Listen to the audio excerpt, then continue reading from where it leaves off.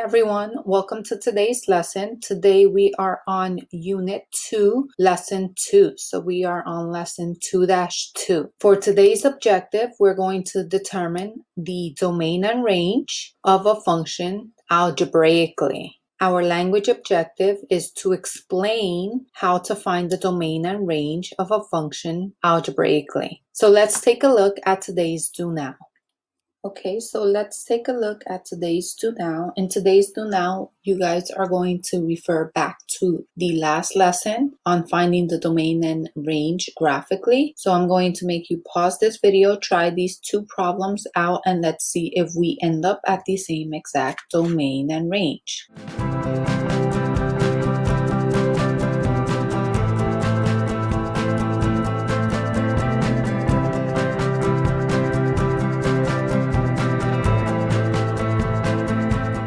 Okay, so let's look at number one. For number one, we have a square root function. The domain goes from negative infinity to 0, and it is including 0. The range ends up being exactly the same, from negative infinity to 0, including 0. For number two, we have a rational function, h of x. Part A wants us to sketch the graph, so I rough sketched it based on my calculator. There are asymptotes in here, so I included the boundaries here.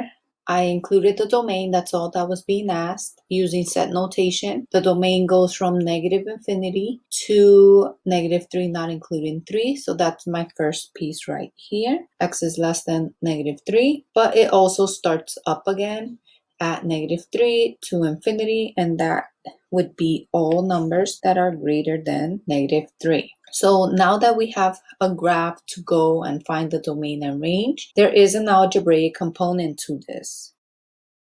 Our thinking for today, what we're going to be focusing on, is how to find the domain and the range of a function algebraically. So there are a couple of cases for this when we have a domain of a function. There's the first case in which we have a polynomial only. So if our function is a polynomial, that means that the domain is all real numbers. An example of a polynomial would be something simple like that, trinomial. If they tell me to find the domain of this function, I know that it's a polynomial, therefore all real numbers would be my domain. What about if I have case number two, some sort of fraction only? If you have a fraction, then the domain is found by setting the denominator not equal to 0.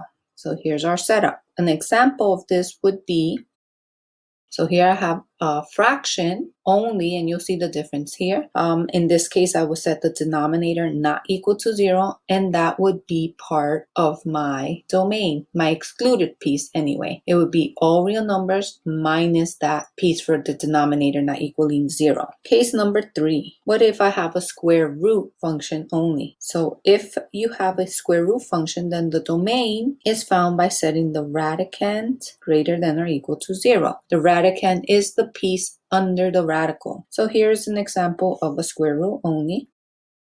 In this case, what you would do is make that 2x minus 5, that's our radicand, be greater than or equal to 0, solve, and that would be part of your domain. Case number 4. What if we have a fraction where the square root is in the denominator? So if you have a square root in the denominator, then the domain is found by setting the radicand greater than 0. And let's just think about that. In this piece right here, it said that the denominator cannot equal to 0. And in this piece right here with the square root piece, we set the radicand greater than or equal to 0. So it's kind of like we're putting both of those together when we're dealing with case number 4. So for case number 4, you would see something like this.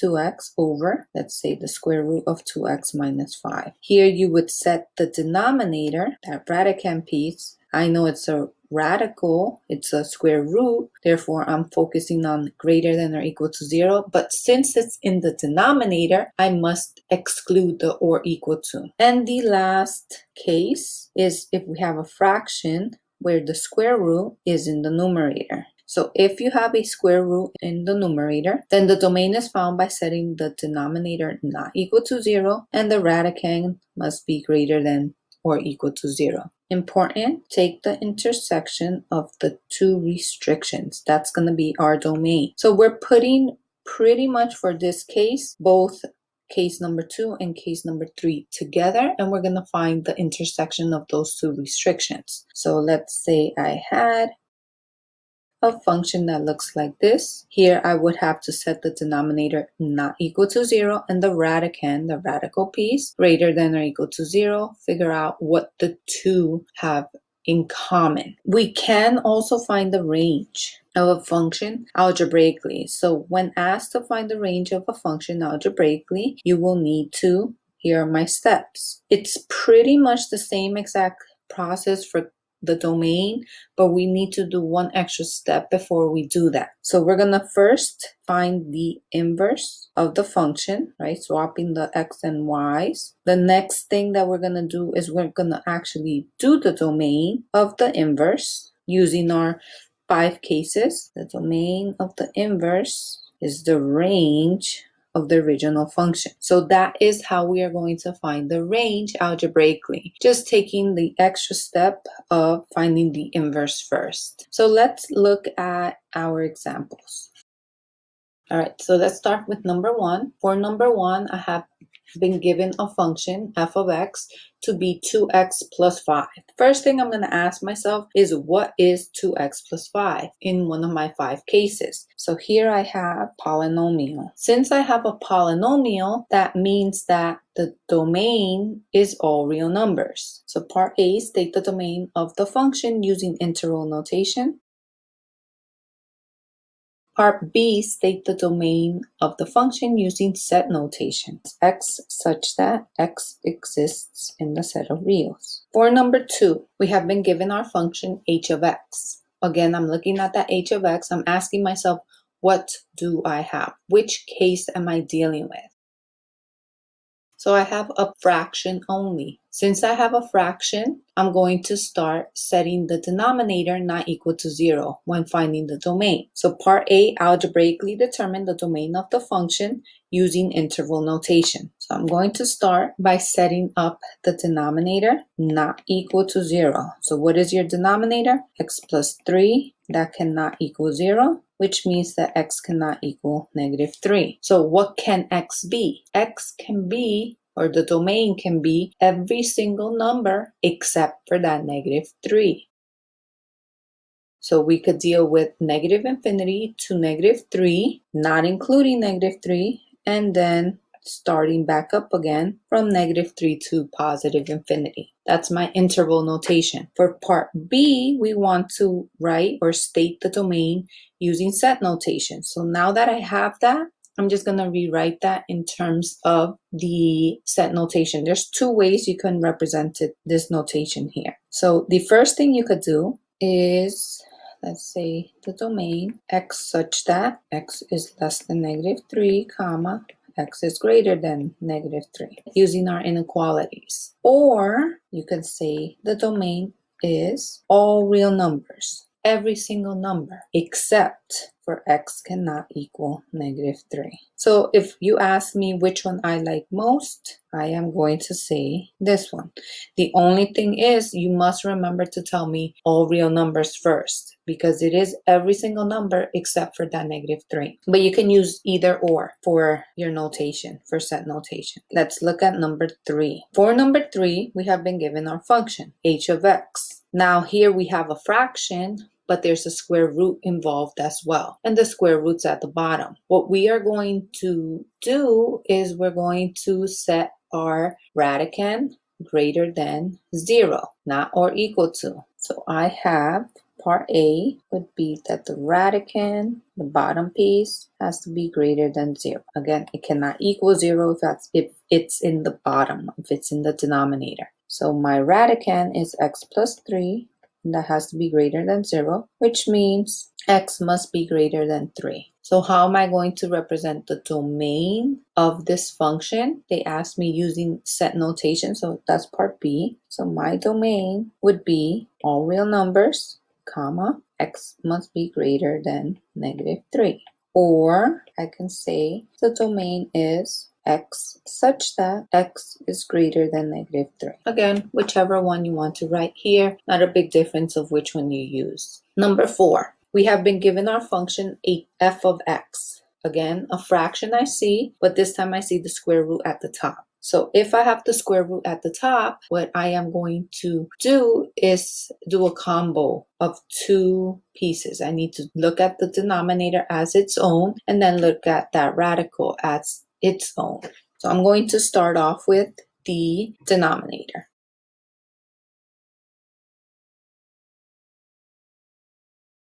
All right, so if I'm just looking at the denominator, I know that x cannot equal 3. But since I have that radical piece, I have to also include that in my domain. So my radicand has to be greater than or equal to 0. Since I have a radical and it's in the numerator, it is okay if it's or equal to 0.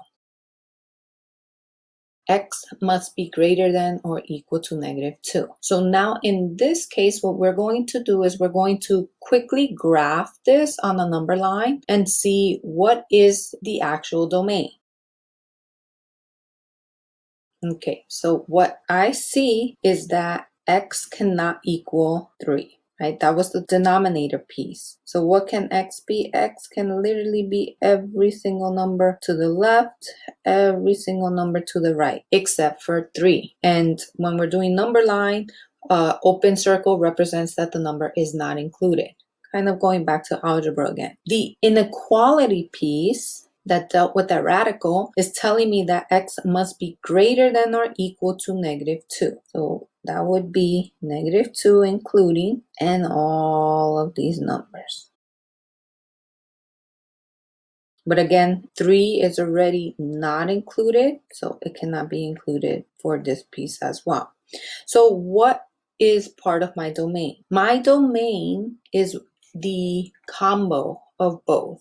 Right? The intersection of both. And the intersection deals with this piece, all of this piece. Even though I highlighted on the left side here, that is pretty much like garbage. It does not matter for this problem. It's not part of my domain whatsoever. So all I'm going to be dealing with is from the numbers -2 all the way to infinity. So my domain for part B is, using interval notation, starts at -2, it is included, and where does it go to? It goes to +3, but that +3 is not included. Union starts off again at 3 and goes to +infinity. So for the questions that you have a combo, like you're looking at the denominator and you're looking at that radical piece, I strongly suggest you do a number line so you could visualize this and you know exactly what is part of your domain. All right, for these last 2 questions, what we are going to do is we're going to find the range of the function. So in order to find the range of the function, what we will need to do first is find the inverse. So we're going to find the inverse of this specific function, and then I am able to find the range. So first thing is part A for number 5. We have been given a polynomial, but that does not matter right now. What I'm going to see is what is the inverse. I'm going to solve for y.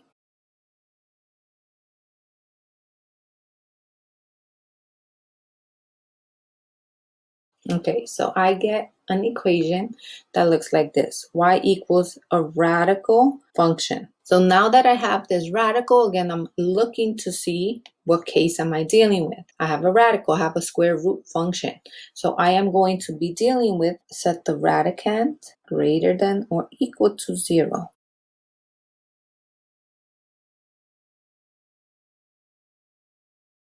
Okay, so I end up at x is greater than or equal to 5, which means using interval notation, we could represent now the range.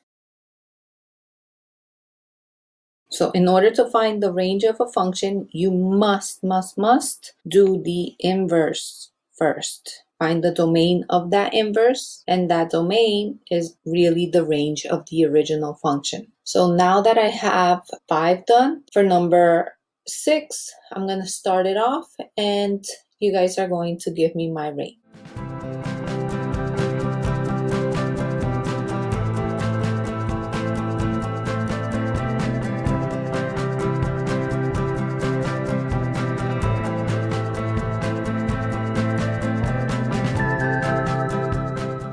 Okay, so here we have our function, y equals x squared over 2 plus 4. I simplified in one shot. That's the inverse. What I am going to identify is the vertex here because I do have a parabola, and a parabola technically is a polynomial, and we know that. But a square root is a parabola that has been restricted. So what I need to focus on here is the vertex, and the vertex is located at 0, 4 for this parabola. Now, technically, again, we have a polynomial here.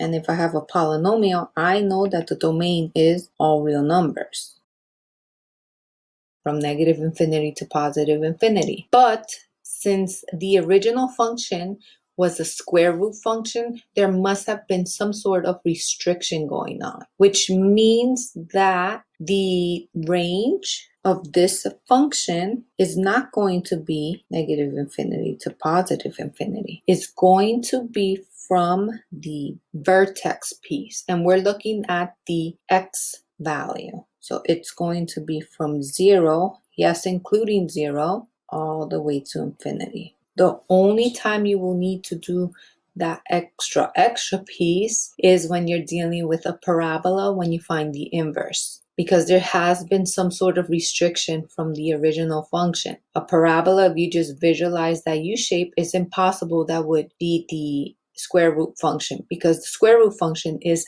a parabola cut in half, and it is cut in half at its vertex. We have 5 different cases to find the domain of a function. The range of a function is pretty much the same exact thing. The only thing is that you'll need to find the inverse first. When you have a combo case, such as number 4, make sure you draw yourself your number line to help you visualize those types of domains. So keep learning, keep growing, and I will see you in our next video.